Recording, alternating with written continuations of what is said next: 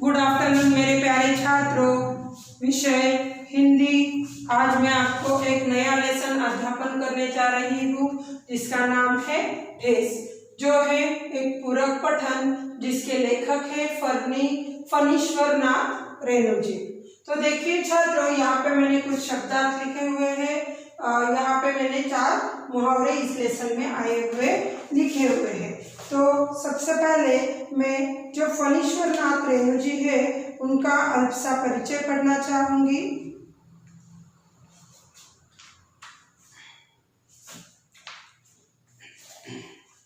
फणीश्वर नाथ रेणु। परिचय।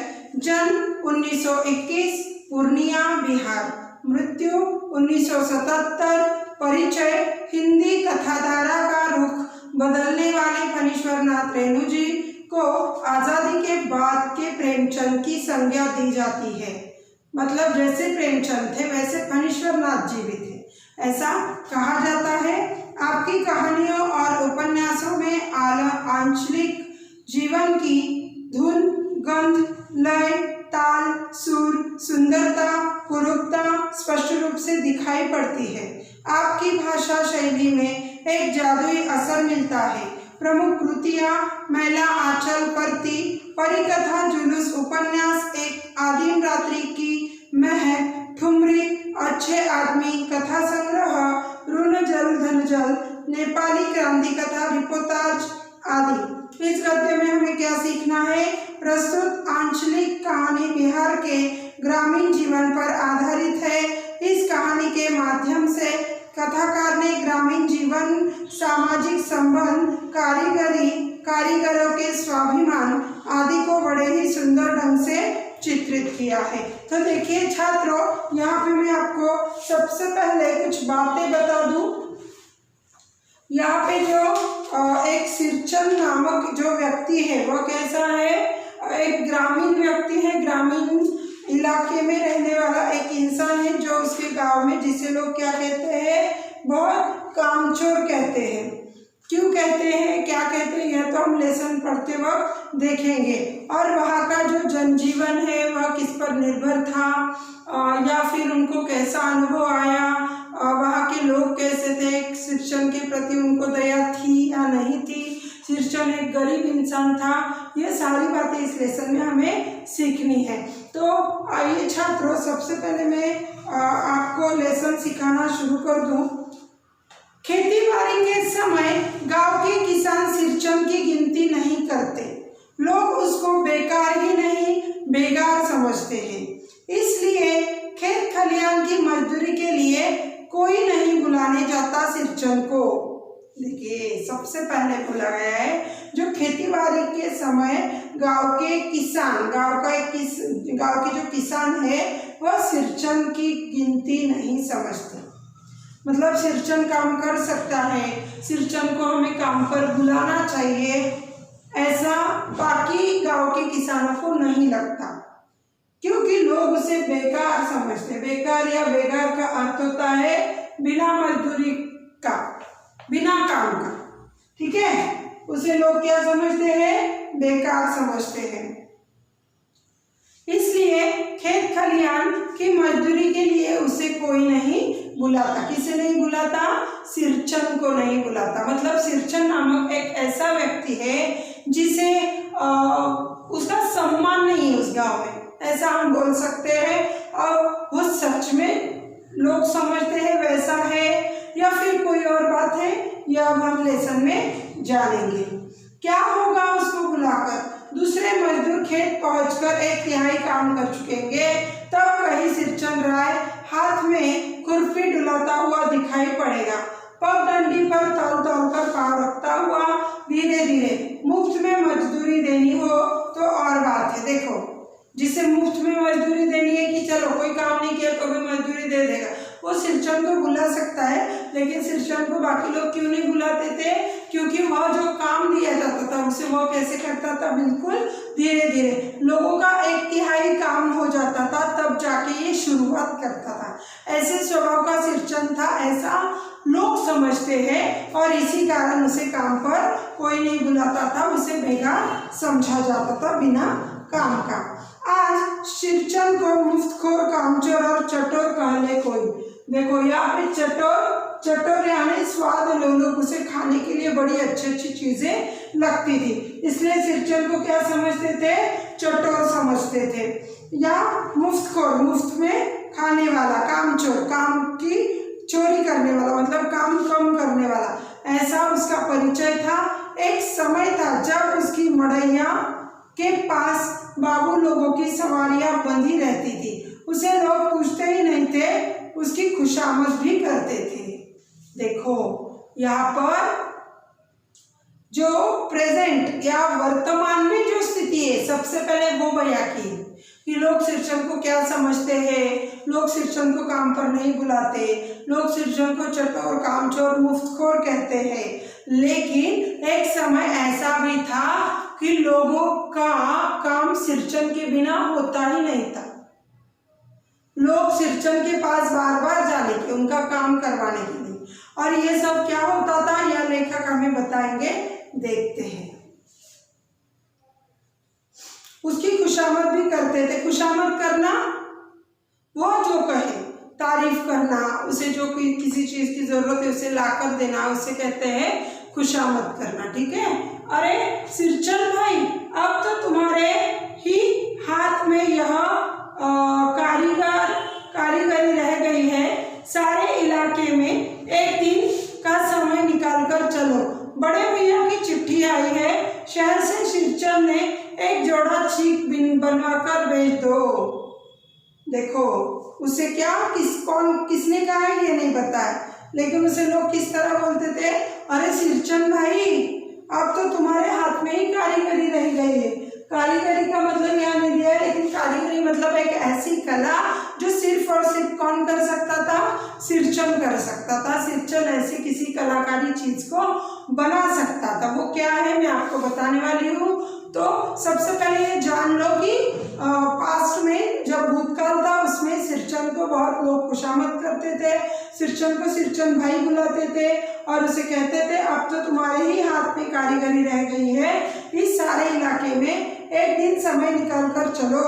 और जिस किसी को एग्जाम्पल दिया है, बड़े भैया की चिट्ठी आई है और उसे क्या बनाना है? चीक बनाना है। चीक, बांस की तीलियों का एक बना हुआ पर्दा। सिरचन के हाथ में कौन सी कारीगरी थी? वह पर्दा बनाता था बांस की, जो क्या कहेंगे, बांस की तीलियां, मतलब एक जो ग्रास या क्या कहेंगे, घास की जो बांस की तीलियां है, उन तीलियों से वह क्या बनाता था?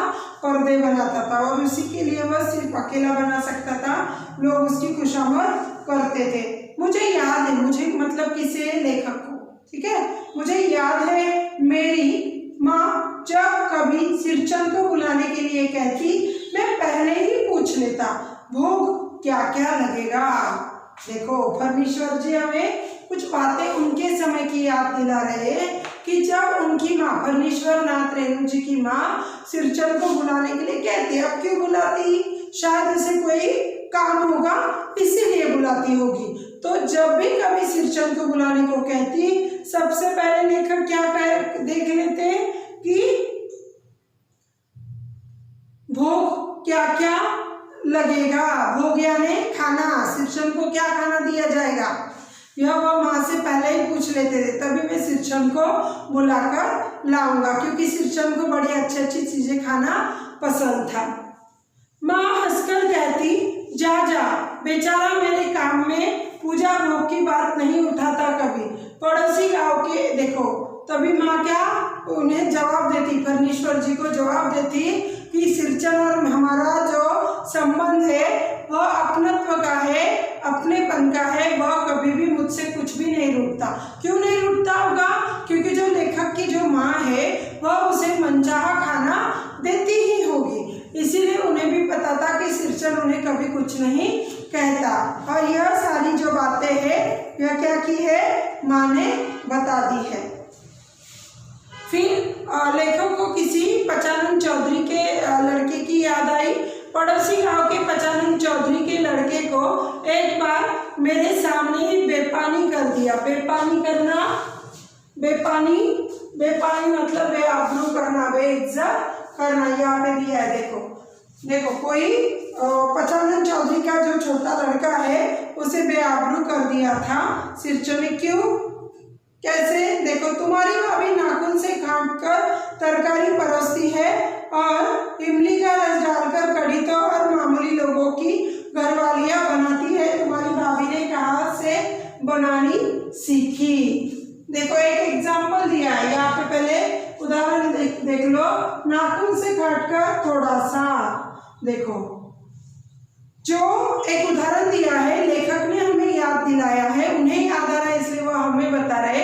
पचानन चौधरी नामक व्यक्ति का एक लड़का था जिसे सिरचन ने बेइज्जत किया था। क्यों बेइज्जत किया था?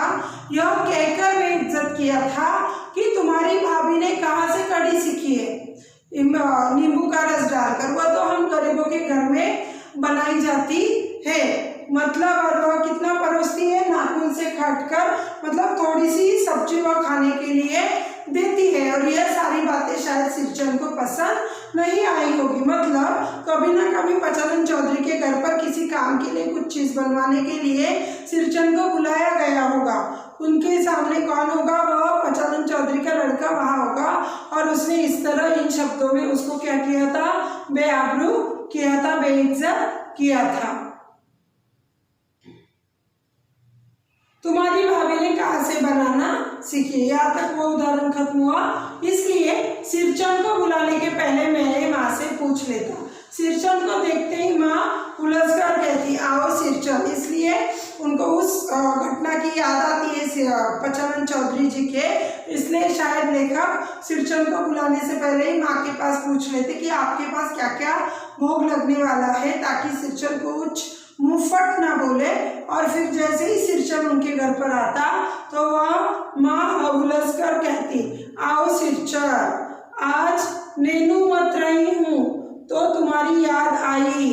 घी की खोपरन के साथ चूड़ा तुमको बहुत पसंद है ना? और बड़ी बेटी ने ससुराल से सौगात भेजा है, उसकी ननद रूठी हुई है मोती की शीतल पार्टी के लिए। देखो, यहाँ पे सबसे पहले मैं आप लोगों को एक बात बता दूं कि यहाँ पे जो नेनू मथना का, नेनू मथना का अर्थ होता है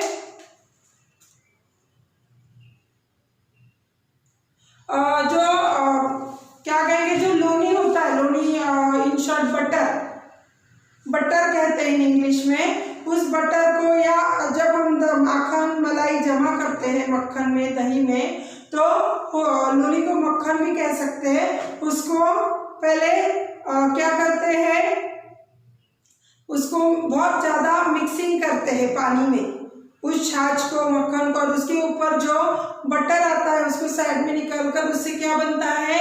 घी बनता है। तो आपको भी पता है, आपने आपके खुद के घर में देखा होगा, जब घी बनता है, घी के नीचे कुछ क्या रहता है, जिसे इन मराठी में हम बेरी कहते हैं, बेरी, रेडिश कलर का घी, वो बर्तन को चिपक जाता है। और अगर उसमें शक्कर डालकर वो खाया, बड़ा स्वादिष्ट होता है। उसे यहाँ पे खकोरन कहा है, हिंदी में क्या कहा है? खकोरन। और वह खकोरन के साथ चूड़ा तुमको बहुत पसंद है। किसे? सिरचन को। खकोरन के साथ अगर चूड़ा दे दिया तो सिरचन को बहुत अच्छा लगता है। और आज यही मेनू लेखक की माँ सिरचन को देने वाली थी। और काम क्या बोला था? काम बोल दिया था कि तुमको क्या बनाना है? जो उनकी बड़ी बेटी है मानू, तो वहां पे उसकी ननद क्या हुई है? रूठी हुई है। क्यों? क्योंकि उसको मोती की शीतल पार्टी चाहिए। अब मोती की शीतल पार्टी क्या है? देखिए यहाँ पे नागर मोथा एक घास है जिसका नाम क्या है? नागर मोथा, जिससे औषधि भी बनाई जाती है। ऐसी घास से मोती की शीतल पार्टी बनाना है। शीतल पार्टी चटाई बनाना है। उन घासों से क्या बनाना है? मतलब जब वो घास होगी, गीली होगी, तब उससे दवाइयों के लिए ले जाते होंगे। और वह जो जिसका बचा हुआ पार्ट है, उस घास के तीलियों से क्या बनाते होंगे? शीतल पार्टी यानी चटाई बनाते होंगे। और वह बहुत सुंदर तरीके की होगी, इसीलिए सिरचन को वो चटाई बनाने के लिए कह दिया है। सिरचन अपनी पनियाई जीभ को संभाल कर हंसता है। घी की सौंधी सुगंध ही आ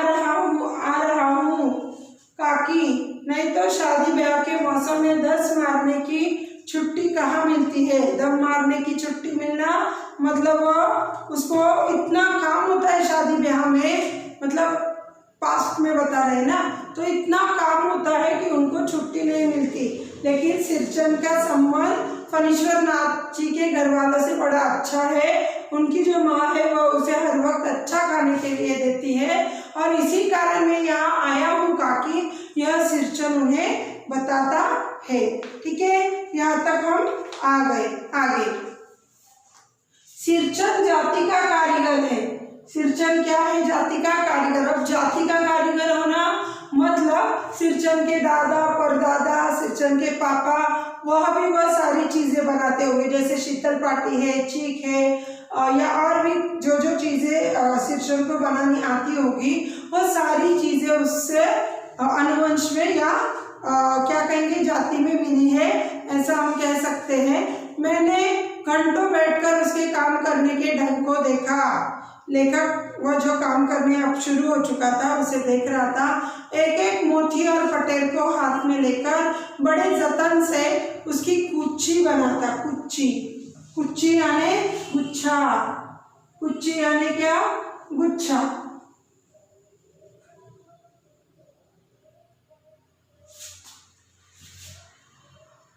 एक एक मतलब वह उसकी एक एक पार्ट लेता, उसको एक साथ रखता और उसका गुच्छा बनाता। फिर गुच्चियों को रंगने से पहले सुतली सुलझाने में पूरा दिन समाप्त।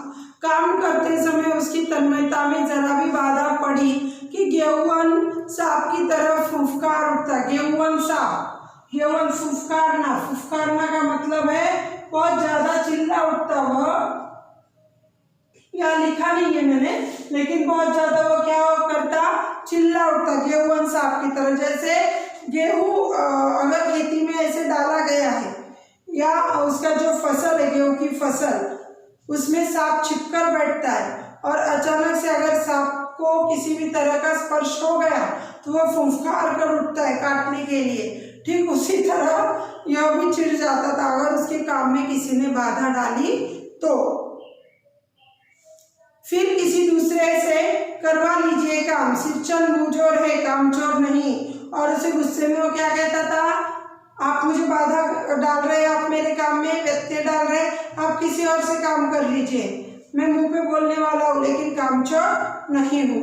बिना मजदूरी के पेट पर भात पर काम करने वाला कारीगर। दूध में कोई मिठाई न मिले तो कोई बात नहीं, किंतु बात में जरा भी झाला वह नहीं बर्दाश्त कर सकता। झाला, झाला का अर्थ है तीखापन। अगर उससे कोई कड़वी बात करे, झाला भरी बात करे तो उसे बिल्कुल भी अच्छा नहीं लगता। तो उसको अच्छा खाना ना मिले तो चलेगा, दूध मलाई का खाना ना मिले तो चलेगा, लेकिन उसे उल्टा सीधा बात करना, उसे कोई भी ऐसा कोई व्यक्ति हो तो वह उसे पसंद नहीं आता था, बर्दाश्त नहीं कर सकता था।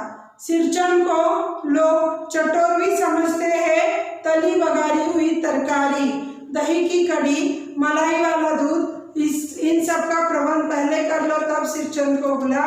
दूध मिलाता हुआ हाजिर हो जाएगा।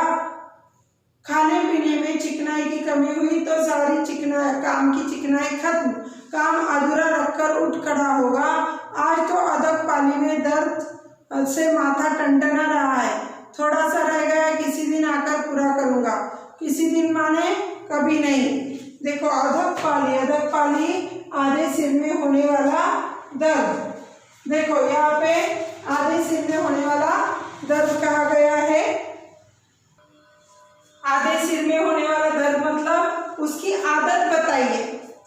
उसकी क्या बताइए? आदत। अगर सिरचंद को कोई काम के लिए बुला ले तो सबसे पहले लोग उसके बारे में क्या सोचते थे कि सिरचंद के लिए क्या चाहिए? पेट भरकर खाना चाहिए, तली हुई बघारी हुई तरकारी चाहिए, दही की कढ़ी चाहिए, मलाई वाला दूध चाहिए। अगर इसका प्रबंध करे तो ही सिरचंद आता है, ऐसा लोगों को लगता था। लेकिन अगर सिरचंद को मतलब वह दूध मिलाता हुआ आ जाएगा, ऐसा वह लोग कहते थे, लेकिन ऐसा नहीं था।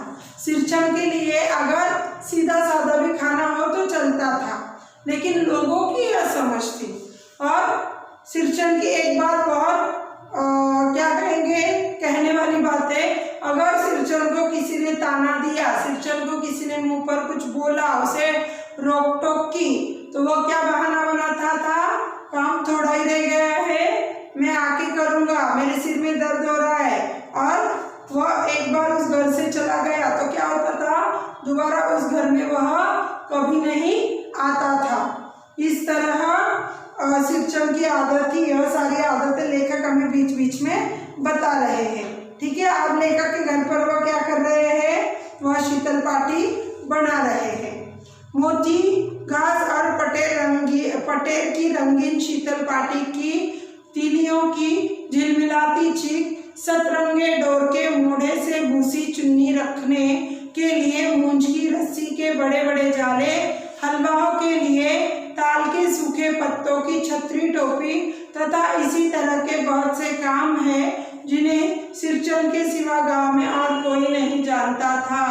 देखो, सिरचन क्या क्या जानता था, मोती घास पटेल की रंगीन शीतल पाटी बनाना, सबसे पहले वह एक बात जानता था।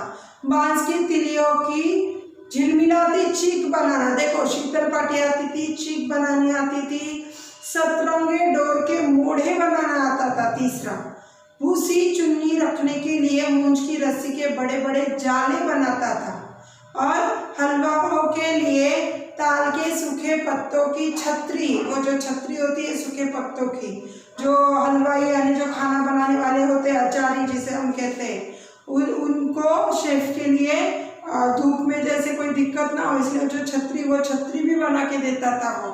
और यह सारे 3-4 काम सिरचन के सिवा गांव में और कोई नहीं कर सकता था।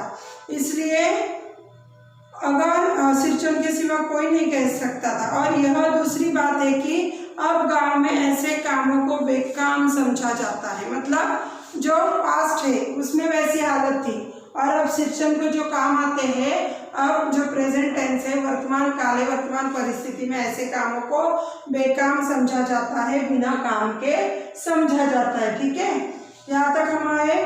बेकाम काम की मजदूरी में अनाज या पैसा देने की जरूरत लोग नहीं समझते। लोग क्या समझते हैं, पेट भर खाना दे दो, काम पूरा होने के बाद एक आध पुराना दुराना कपड़ा दे दो और विदा कर दो, वो कुछ नहीं बोलेगा। ऐसा सिरचन के बारे में लोगों की विचार धारणा बन चुकी थी। कुछ भी नहीं बोलेगा, ऐसी बात नहीं। सिरचन को बुलाने वाले जानते हैं सिरचन बात करने में कारगर है। सिरचन बात करने में कैसा था, बहुत होशियार था। कारगर यानी होशियार, चतुर। महाजन, एक उदाहरण दिया है फिर से। कोई महाजन टोले के बज्जू महाजन की बेटी सिरचन की बात सुनकर तिलमिला उठी। तिलमिला उठना यहाँ पे लिखा नहीं, लेकिन तिलमिला उठना बहुत क्रोधित होना, वह गुस्सा हो गई। क्यों गुस्सा हो गई, और कहीं कि ठहरो, मैं माँ से जाकर कहती हूँ इतनी बड़ी बात। सिरचन ने ऐसा कुछ उसे बोल दिया कि उसे क्या आ गया, बहुत गुस्सा आ गया। और सिरचन ने जवाब में क्या कहा, बड़ी बात है बिटिया, बड़े लोगों की बस बात ही बड़ी होती है, नहीं तो 2-3 पटेल की पार्टियों का काम सिर्फ खेसारी का सत्तू खिलाकर कोई करवाएगा भला? यह तुम्हारी माँ ही कर सकती है बबुनी। सिरचन ने मुस्कुराकर जवाब दिया। देखो क्या बनाने के लिए कहा था उसे, पटेल बनाने के लिए कहा था, 2-3 पटेल, और उसके बदले में सिर्फ उसे क्या देने वाले थे, खेसारी का सत्तू, भुनी हुई लतरी या दाल का आटा खाने के लिए देने वाले थे। और उसे उसके बदले में वह जो मुआवजा मिलने वाला था वो बहुत कम था, इसलिए उसने तुरंत उस बेटी को बोल दिया और बोला भी आपकी माँ को जाकर भी बोल दो। इस बार मेरी सबसे छोटी बहन, अब फिर लेखक खुद के बारे में बोल रहे हैं, इस बार मेरी सबसे छोटी बहन पहली बार ससुराल जाने वाली थी। मानो मतलब जो ऊपर बड़ी बहन के लिए जो काम किया था वो तो शायद उसने पूरी तरह दे दिया, लेकिन इस बार उसकी छोटी जो बहन है लेखक की, फणीश्वर नाथ रेणु जी की, तो उनकी छोटी बहन जिसका नाम है मानू के दूल्हे ने पहले ही बड़ी भाभी को लिखकर चेतावनी दे दी थी। क्या चेतावनी थी कि मानू के साथ मिठाई की पतीली न आए तो कोई बात नहीं, 3 जोड़ी फैशनेबल चीक और पटेल की 2 शीतल पार्टियों के बिना आएगी मानू, तो एक धमकी थी शायद कि मिठाई नहीं लाई तो चलेगा, लेकिन क्या चाहिए हमको, 3 जोड़ी फैशनेबल चीक और 2 पटेल की शीतल पाटियां, मतलब 2 चटाइयाँ चाहिए। ऐसी 5 चीजें उसने मांगी थी। भाभी ने हंसकर कहा, बैरंग वापस। बैरंग, बैरंग मतलब बिना टिकट लगा, ठीक है भेज दूंगी ऐसा। हाँ, बैरंग वापस, इसलिए 1 सप्ताह पहले से ही सिरचंद को बुलाकर काम पर तैनात कर दिया था माँ ने। देखो सिरचंद, इस बार नहीं धोती दूंगी, असली मोहर छाप वाली धोती। मन लगाकर ऐसा काम करो कि देखने वाले देखते ही रह जाए। और जो लेखक की माँ थी उन्होंने उसे बुलाया था और कह भी दिया था कि ऐसा काम करो कि देखने वाले देखते रह जाए। पान जैसी पतली छुरी से बांस की तीलियां और कमानियों को चिकनाता हुआ सिरचंद अपने काम में लग गया और सिरचंद को भी उनकी बात अच्छी लगी और वह काम में लग गया। रंगीन सुतलियों में झब्बे डालकर, झब्बे गुच्छे, यहाँ पे लिखा है झब्बा गुच्छा, ठीक है। रंगीन सुतलियों में क्या डाले उन्होंने, झब्बे डालकर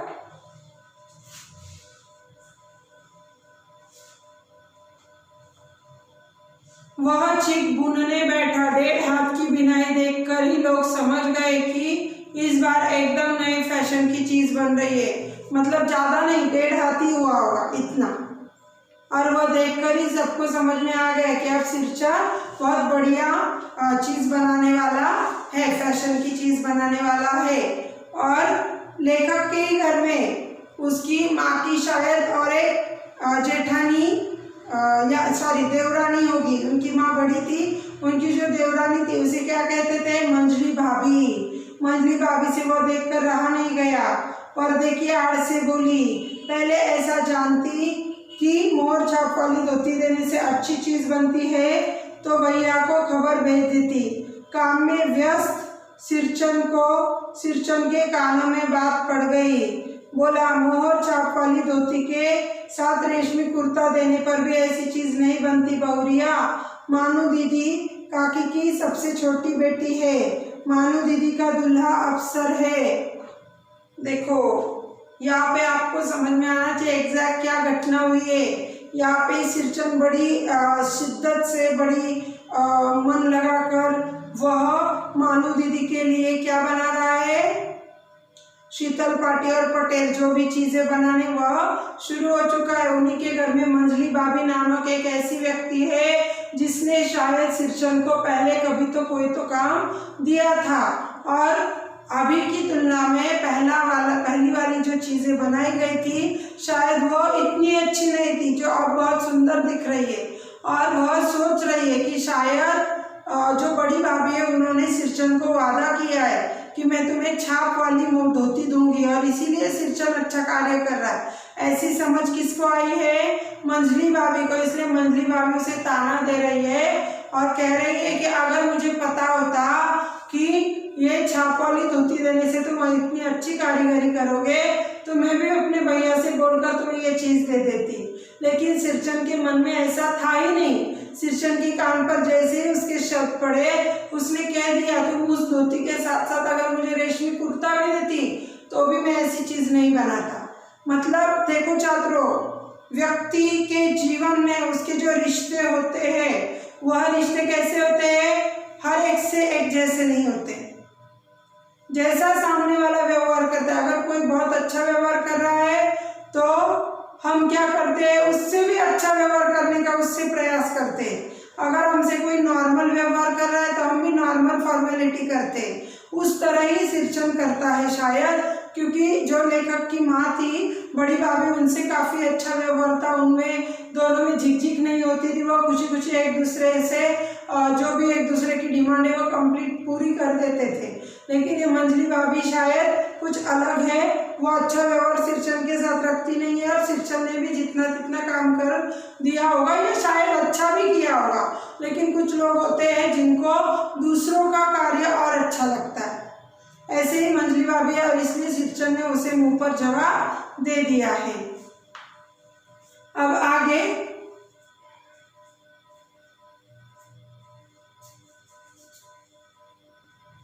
तो हम छात्रों आगे के वीडियो में देखेंगे कि आखिर उसके बाद जब सिरचन ने मंजली भाभी को जवाब दिया है, आगे क्या होता है वह हम आगे के लेसन में देखेंगे। यहाँ मैंने आप लोगों को जितने भी मुहावरे बताए हैं, जितने भी हार्ड वर्ड्स बताए हैं, यह सब आपको लिख लेने हैं, नोट डाउन करने हैं और मुहावरों का वाक्यों में उपयोग भी करना है। अगर आपको इस वीडियो में कोई भी समस्या आई है, कुछ भी समझ में नहीं आया है, तो आप फीडबैक द्वारा पूछ सकते हैं। धन्यवाद।